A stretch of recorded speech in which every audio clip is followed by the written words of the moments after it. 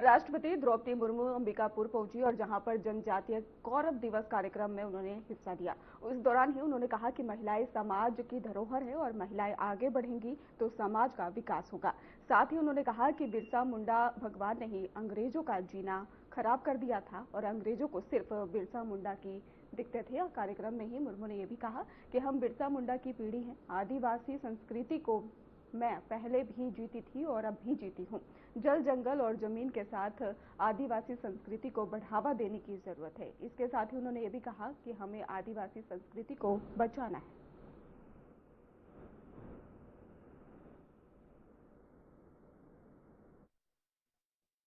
छत्तीसगढ़ सहित पूरे देश में लेफ्ट विंग एक्सट्रीमिज्म का रास्ता छोड़कर लोग विकास की मुख्य धारा से जुड़ रहे हैं। केंद्र और राज्य सरकार के सुविधा सुविराचित और सुसंगठित प्रयासों से निकट भविष्य में ही लेफ्ट विंग एक्सट्रीमिज्म का उन्मूलन संभव हो जाएगा। इसके लिए केंद्र सरकार एवं राज्य सरकार मिलकर बहुत सारा कदम उठाए हैं। ये एक बहुत ही संतोषजनक बदलाव है। 1,65,000 से अधिक प्रतिभागियों ने हाल ही में आयोजित बस्तर ओलंपिक में हिस्सा लिया। ये बहुत ही खुशी की बात है। मुझे विश्वास है कि जनजातीय महानायकों के आदर्शों पर चलते हुए छत्तीसगढ़ के निवासी सशक्त, आत्मनिर्भर और विकसित भारत के निर्माण में अमूल्य योगदान देंगे। इस दृढ़ विश्वास के साथ मैं एक बार फिर धरती आबा भगवान बिरसा मुंडा की स्मृति को नमन करती हूँ। धन्यवाद। छत्तीसगढ़िया।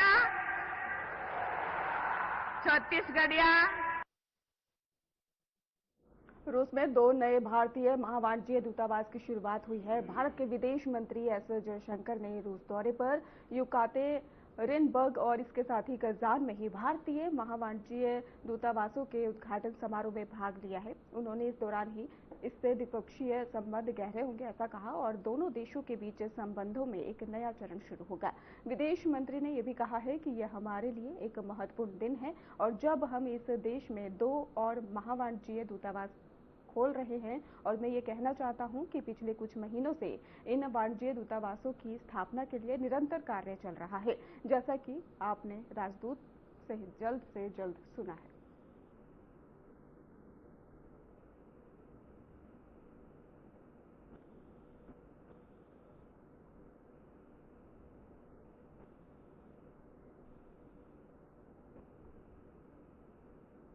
नीतीश कुमार ने एक बार फिर बिहार के मुख्यमंत्री पद की शपथ ले ली है। उन्होंने दर्जनों मंत्रियों के साथ पटना के ऐतिहासिक गांधी मैदान में पद और गोपनीयता की शपथ ग्रहण की है। शपथ ग्रहण समारोह में ही प्रधानमंत्री नरेंद्र मोदी, बीजेपी अध्यक्ष जेपी नड्डा, गृह मंत्री अमित शाह और आंध्र प्रदेश के मुख्यमंत्री चंद्रबाबू नायडू और उत्तर प्रदेश के मुख्यमंत्री योगी आदित्यनाथ सहित कई बड़े दिग्गज नेता मौजूद रहे हैं। आपको बता दें कि गांधी मैदान में हजारों की भीड़ में ही यहां पर देखने को मिली है और जैसे ही शपथ के दौरान नीतीश कुमार ने कहा कि मैं नीतीश कुमार, भीड़ ने जोरदार उत्साह के साथ उनका स्वागत किया है और मैदान में उल्लास चरम पर पहुंच गया। आपको बता दें कि शपथ ग्रहण के बाद ही प्रधानमंत्री नरेंद्र मोदी ने नीतीश कुमार, सम्राट चौधरी और विजय कुमार सिन्हा को बधाई देते हुए कई ट्वीट भी किए और इसके साथ ही प्रधानमंत्री मोदी ने यह भी ट्वीट के दौरान कहा कि बिहार के मुख्यमंत्री पद की शपथ लेने पर नीतीश कुमार जी को हार्दिक बधाई। वे एक अनुभवी प्रशासक हैं और कई वर्षों से सुशासन का बेहतरीन रिकॉर्ड रखते हैं। उनके कार्यकाल के लिए मेरी शुभकामनाएं।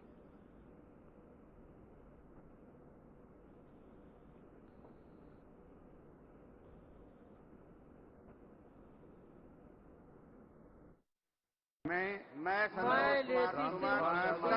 शपथ लेती हूँ कि जो विषय बिहार राज्य के मंत्री के रूप में मेरे विचार के लिए लाया जाएगा अथवा मुझे ज्ञात होगा मंत्री या व्यक्तियों सबके सिवाय जब ऐसे मंत्री के रूप में अपने कर्तव्यों के सम्यक निर्वहन के लिए ऐसा करना अपेक्षित हो, मैं प्रत्यक्ष अथवा अप्रत्यक्ष रूप से संसूचित या प्रकट नहीं करूंगी।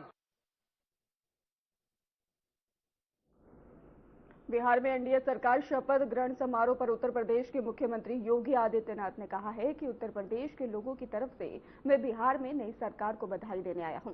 आज हम यहां जो देख रहे हैं वो नीतीश कुमार जी के बहुत बड़े अनुभव और डबल इंजन सरकार के सार्थक प्रयासों का नतीजा है।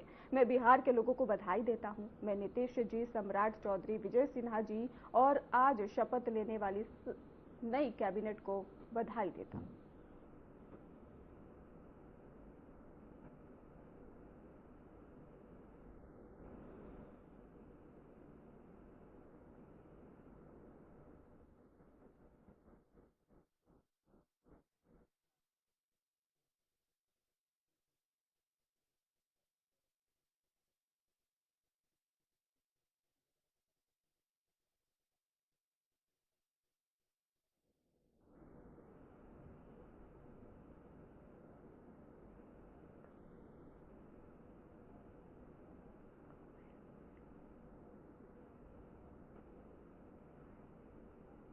बिहार में एनडीए सरकार के शपथ ग्रहण समारोह पर हरियाणा के मुख्यमंत्री नायब सिंह सैनी ने बयान दिया। उन्होंने कहा कि मैं बिहार की जनता का आभार व्यक्त करता हूं और उन्होंने प्रधानमंत्री नरेंद्र मोदी और नीतीश कुमार के नेतृत्व में प्रचंड बहुमत के साथ सरकार बनाई है। मैं सभी को बहुत बधाई देता हूं। तो नायब सिंह सैनी ने बधाई दी है। इसके साथ ही पीएम नीतीश नेतृत्व की भी सराहना की है। इसके साथ ही आपको बता दें कि एनडीए सरकार पर सैनी ने बोला है कि मैं बिहार सरकार को बधाई देता हूं।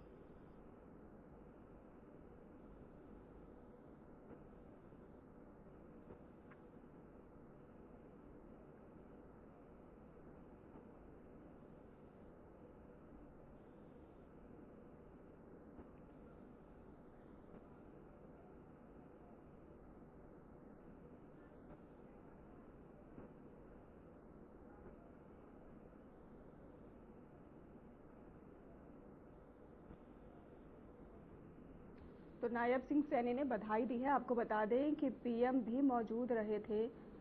बिहार कैबिनेट को लेकर नायब सिंह सैनी ने बधाई दी। नीतीश कुमार ने एक बार फिर से बिहार की सत्ता संभाल ली है और इसके साथ ही राज्य की राजनीति में एक और बड़ा पलटवार भी दर्ज हो गया है। आपको बता दें कि शपथ के पुराने समीकरणों को तोड़कर ही नए गठजोड़ की राजनीति जो है वो फिर से बदल गई है। देखिए खास रिपोर्ट में।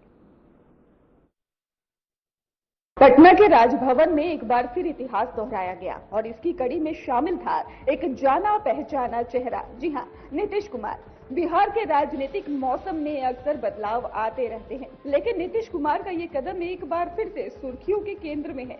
सादा समारोह, कड़ी सुरक्षा और सियासी गलियारों में उठते नए सवालों के बीच एक और शपथ की गूंज दर्ज हो गई।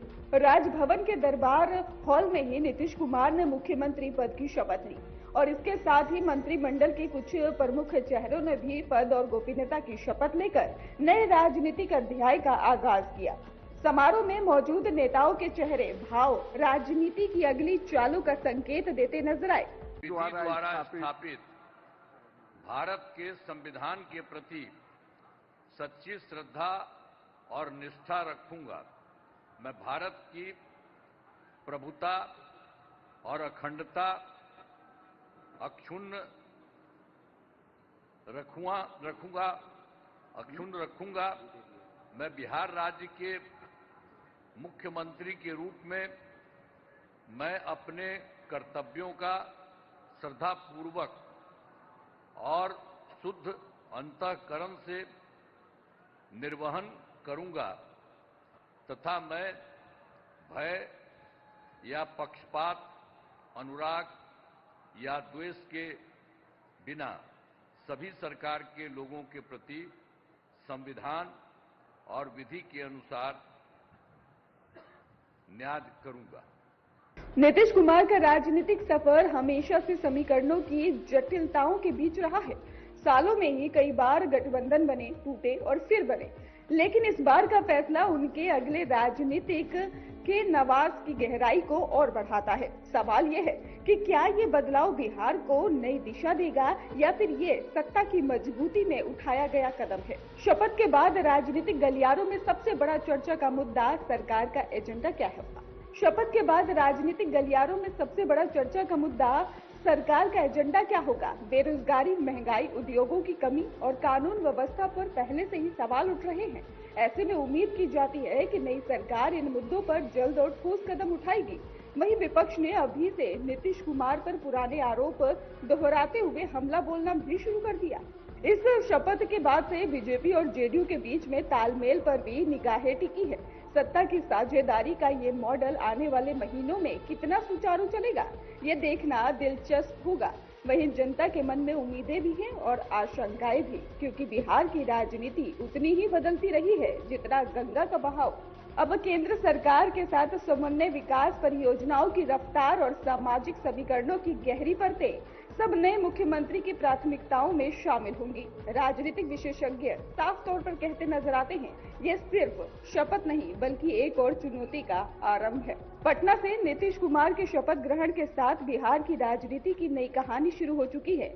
आगे की हर चाल, हर फैसला और हर गठबंधन आने वाले दिनों की तस्वीर को तय करेगा।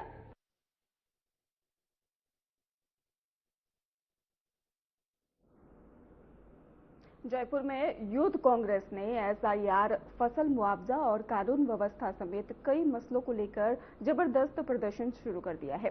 यूथ कांग्रेस अध्यक्ष उदय भानु चिब के नेतृत्व में हजारों कार्यकर्ता शहीद स्मारक पर इकट्ठा हुए और भजन लाल सरकार के खिलाफ नारेबाजी करते हुए दिखाई दिए। यूथ कांग्रेस के प्रदर्शन को देखते हुए वहां पहले से भी भारी पुलिस बल जो था वो तैनात रहा था। आपको बता दें कि प्रदर्शनकारियों ने ही एसआईआर रोकने और अतिवृष्टि में ही खराब हुई फसलों का किसानों का मुआवजा देने की मांग करते हुए ये साफ तौर पर कहा कि सूबे में कानून व्यवस्था बुरी तरह से चरमरा गई है। बीजेपी सरकार पूरी तरह से फेल होती नजर आ रही है।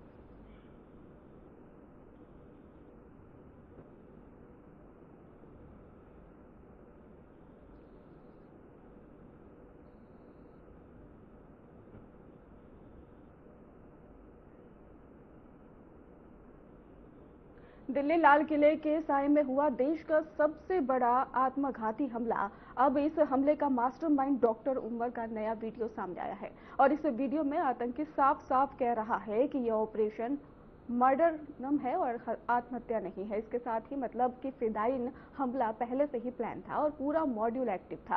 टारगेट था भारत की राजधानी के दिल में बड़ा धमाका। लेकिन रुकिए, कहानी यहीं खत्म नहीं होती। एनआईए की जांच में खुलासा हुआ है कि ये सफेदपोश आतंकियों का मॉड्यूल गाजा के ही हमास की तरह ड्रोन और रॉकेट से हमला करने की प्लानिंग कर रहा था।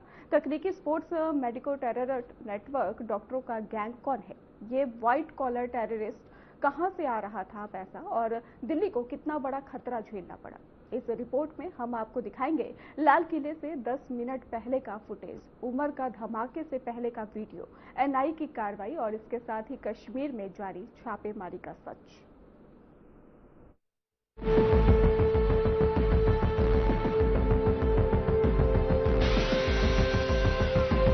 लाल किले के साए में हुआ देश का सबसे बड़ा आत्मघाती हमला और अब इस हमले का मास्टरमाइंड डॉक्टर उमर का नया वीडियो सामने आया है। इस वीडियो में आतंकी साफ साफ कह रहा है कि ये ऑपरेशन मॉर्टरडम है, आत्महत्या नहीं। मतलब फिदायीन हमला पहले से प्लान था, पूरा मॉड्यूल एक्टिव था और टारगेट था भारत की राजधानी के दिल में बड़ा धमाका। लेकिन रुकिए, कहानी यहीं पर खत्म नहीं होती। एनआईए की जांच में खुलासा हुआ है कि ये सफेदपोश आतंकियों का मॉड्यूल गाजा के हमास की तरह ड्रोन और रॉकेट से हमला करने की प्लानिंग कर रहा था। तकनीकी सपोर्ट, मेडिको टेरर नेटवर्क, डॉक्टरों का गैंग, कौन है ये व्हाइट कॉलर टेररिस्ट, कहां से आ रहा था पैसा, दिल्ली को कितना बड़ा खतरा झेलना पड़ा, इस रिपोर्ट में हम आपको दिखाएंगे। लाल किले से 10 मिनट पहले का फुटेज, उमर का धमाके से पहले का वीडियो, एनआईए की कार्रवाई और कश्मीर में जारी छापेमारी का सच। 10 नवंबर शाम 6:52 दिल्ली की एक आम शाम, लेकिन उसी समय सुभाष नगर ट्रैफिक सिग्नल पर खड़ी एक I-20 कार में वो धमाका हुआ जिसने पूरे देश को हिला दिया। 15 लोग मारे गए, 20 से ज्यादा घायल और भारत की सुरक्षा एजेंसियों के सामने सवाल ये था कि कौन था ये आतंकी, कैसे राजधानी की सुरक्षा चकमा खा गई। अब दिल्ली ब्लास्ट का वो सीसीटीवी सामने आया है जिसमें डॉक्टर उमर नबी उसी कार से अरुणा ट्रैफिक अली रोड से गुजरता दिखता है।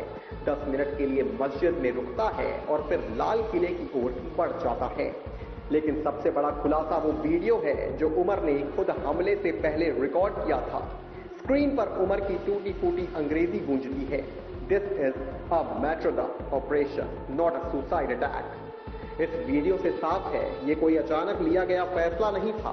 ये फिदाइन ऑपरेशन महीनों की प्लानिंग, ट्रेनिंग और टेक्निकल सपोर्ट से तैयार हुआ था।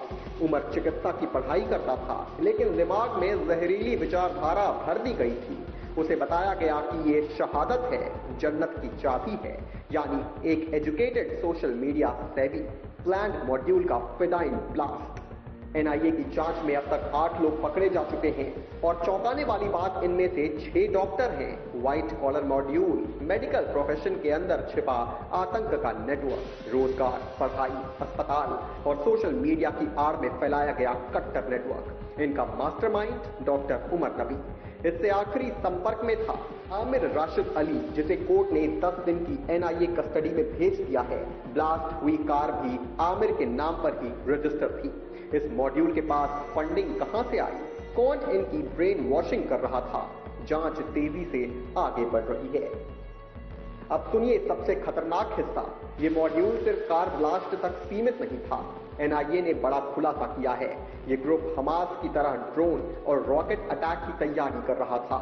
ये प्लान बिल्कुल उसी तरह था जैसे हमास ने 7 अक्टूबर 2023 को इजराइल पर हमला किया था।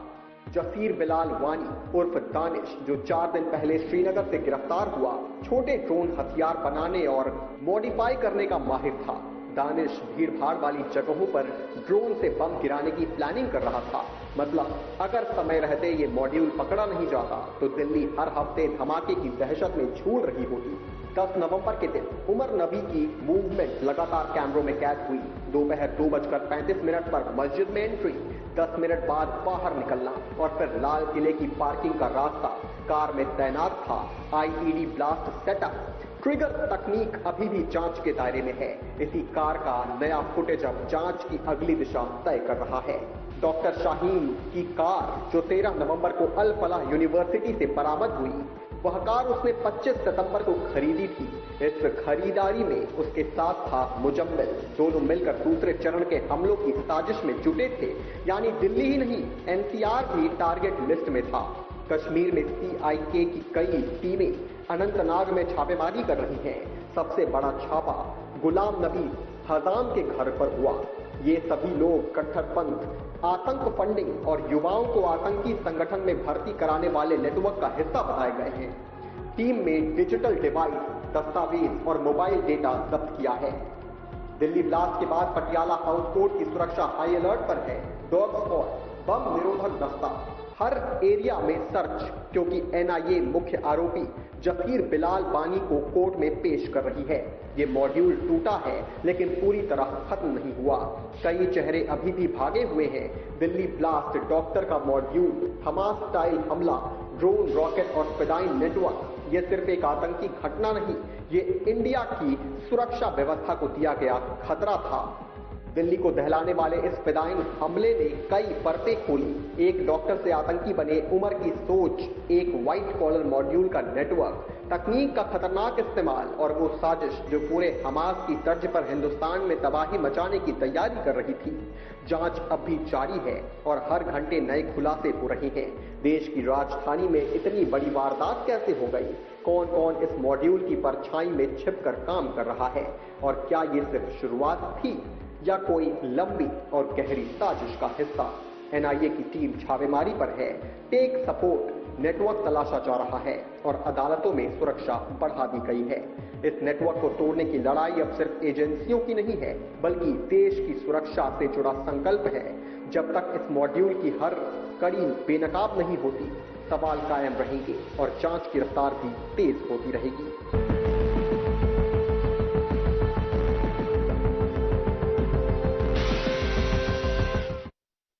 दिल्ली एनसीआर में प्रदूषण से हालत खराब है। नवंबर के महीने में ही राजधानी में धुंध की परत छाने लगी है। कई इलाकों में ही AQI 400 के पार भी पहुंच गया है और ऐसे में कई लोगों को सांस लेने में तकलीफ जैसी समस्या भी सामने आ रही है। हालात को देखते हुए संभावना जताई जा रही है कि राजधानी दिल्ली में ही, बता दें आपको कि ग्रैब 4 के प्रतिबंध लागू हो सकते हैं। और इसके साथ ही आपको बताते चले कि दिल्ली के ही RK पुरम, रोहिणी, शादीपुर और इसके साथ ही सिरी फोर्ट, सोनिया विहार, श्री अरबिंदो मार्ग और विवेक विहार और वजीरपुर जैसे इलाकों में वायु गुणवत्ता गंभीर या फिर बहुत खराब श्रेणी में दर्ज की गई है। वहीं नोएडा के सेक्टर 116 में ही AQI 439, तो सेक्टर 1 में ही 424 और सेक्टर 125 में 424 और सेक्टर 62 में ही 347 दर्ज किया गया है। तो आपको बता दें ग्रेटर नोएडा की स्थिति भी बेहतर जो है वो नहीं दिखाई दे रही है, जहां पर आपको बता दें कि नॉलेज पार्क 5 का भी AQI 442 और नॉलेज पार्क 3 का ही AQI 335 भी दर्ज किया गया है। तो दिल्ली में प्रदूषण के चलते ही लोगों का बुरा हाल है, सांस लेने में दिक्कतों का सामना करना पड़ रहा है। इसके साथ ही आपको बता दें कि ग्रैब 4 भी लागू हो सकता है, ऐसी भी संभावनाएं जताई जा रही है। तो दिल्ली NCR में प्रदूषण से हालत लोगों की खराब नजर आने लगी है। नवंबर के महीने में ही राजधानी दिल्ली में ही धुंध की परत छाने लगी है और कई इलाकों में AQI 400 के पार भी पहुंच गया है और ऐसे में कई लोगों को सांस लेने में तकलीफ का सामना भी करना पड़ रहा है। हालत को देखते हुए संभावना ये भी जताई जा रही है कि राजधानी दिल्ली में ग्रैब 4 के प्रतिबंध लागू किए जा सकते हैं और दिल्ली के RK पुरम, रोहिणी, शादीपुर, सिरीकोट, सोनिया विहार और इसके साथ ही श्री अरबिंदो मार्ग, विवेक विहार और वजीरपुर जैसे इलाकों में वायु गुणवत्ता गंभीर श्रेणी में मानी जा रही है।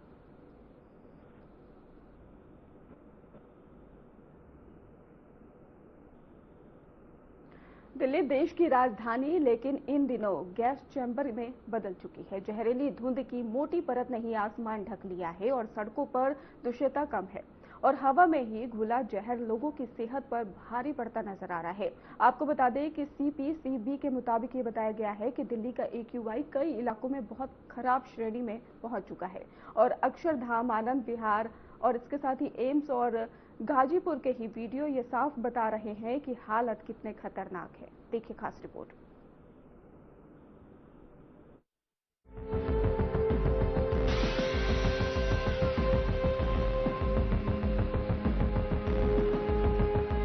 दिल्ली में AQI बहुत खराब, हवा में जहरीली धुंध की चादर। CPCB AQI 381। सरकार ने GRAP किया लागू, निर्माण, धूल और वाहनों पर रोक। सांस की बीमारियों में तेजी, अस्पतालों में बढ़े केस। दिल्ली में हवा की स्थिति बेहद खराब हो गई है। कई इलाकों में AQI 350 से 380 के बीच दर्ज किया गया है। अक्षरधाम से आई वीडियो में घनी धुंध साफ दिखाई दे रही है, जहां सड़कें और इमारतें धुंध के पीछे गायब होती नजर आती हैं। CPCB का कहना है कि इस तरह की हवा में स्वस्थ लोगों को भी सांस लेने में दिक्कत हो सकती है। आनंद विहार, जो दिल्ली का सबसे प्रदूषित इलाका माना जाता है, वहां AQI 100 श्रेणी में दर्ज किया गया। धुंध की वजह से सुबह सुबह दृश्यता बेहद कम हो गई और बसों, ऑटो और ट्रकों की आवाजाही पर भी असर पड़ा।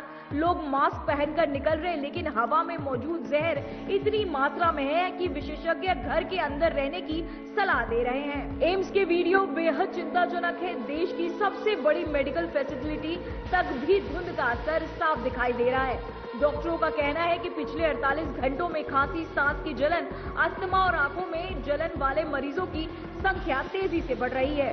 गाजीपुर इलाके का AQI 345 दर्ज किया गया, जो बहुत खराब श्रेणी में आता है। यहाँ सुबह की वीडियो में धुंध की मोटी चादर फैली दिखी, ट्रैफिक धीमी पड़ा और लोग लगातार खांसी, जलन और शिकायत करते दिखे। CPCB की रिपोर्ट कहती है हवा में पार्टिकुलेट मैटर का स्तर सामान्य से 6 गुना ज्यादा है। दिल्ली सरकार और केंद्र सरकार ने मिलकर ग्रेडेड रिस्पॉन्ड एक्शन प्लान लागू कर दिया है। सरकार क्या कर रही है? निर्माण कार्यों पर रोक, पानी का छिड़काव, डीजल जनरेटर बंद, कूड़ा जलाने पर कार्रवाई, रोड वॉशिंग बढ़ाई गई, स्कूलों में वायु गुणवत्ता मॉनिटरिंग तेज, दिल्ली एनसीआर में ज्वाइंट इंस्पेक्शन टीम तैनात। सरकार का कहना है कि वायु प्रदूषण से निपटने के लिए वॉर रूम मोड में काम किया जा रहा है। दिल्ली सरकार का कहना है कि smoke tower, anti smoke gun और मेडिकल रोड क्लीनिंग को और तेज किया गया है। दिल्ली सरकार के पर्यावरण मंत्री ने दावा किया कि पराली जलाने के मामलों पर नजर है और हवा साफ करने के लिए तत्काल कदम उठाए जा रहे हैं। केंद्र सरकार ने भी CAQM की स्पेशल मीटिंग बुलाई है। निर्देश दिए हैं कि नो एंट्री जोन में ट्रकों की निगरानी, भारी वाहनों पर रोक, औद्योगिक यूनिट्स की सख्त जांच, धूल नियंत्रण के लिए बढ़ाई जाए टीमों की संख्या। NCR के जिलों में टीमों की अतिरिक्त पावर दी गई है कि तुरंत मौके पर जाकर कार्यवाही करे। स्वास्थ्य वैज्ञानिकों का कहना है कि AQI 300 प्लस स्तर पर बच्चों, बुजुर्गों, गर्भवती महिलाओं और दमा के मरीजों को बाहर नहीं जाना चाहिए। एम्स विशेषज्ञों ने बताया कि सांस की समस्या, ब्लड प्रेशर में उतार चढ़ाव और आंखों की जलन के मामले अचानक बढ़ रहे हैं। पर्यावरण वैज्ञानिकों का कहना है कि अगर हवा की रफ्तार नहीं बढ़ी तो अगले 48 घंटों में प्रदूषण सीवियर यानी सबसे खतरनाक स्तर तक पहुंच सकता है। वाहन, निर्माण धूल, औद्योगिक धुआं, पराली, मौसम। दिल्ली की हवा इस वक्त जहर बन चुकी है। सवाल ये है कि कब तक राजधानी धुंध में घुटती रहेगी। सरकार कदम उठा रही है, टीमें सक्रिय है, लेकिन जब तक हवा की रफ्तार तेज नहीं होगी, प्रदूषण के स्थायी समाधान नहीं मिलेंगे, दिल्ली की सांसें ऐसे ही संकट में रहेगी।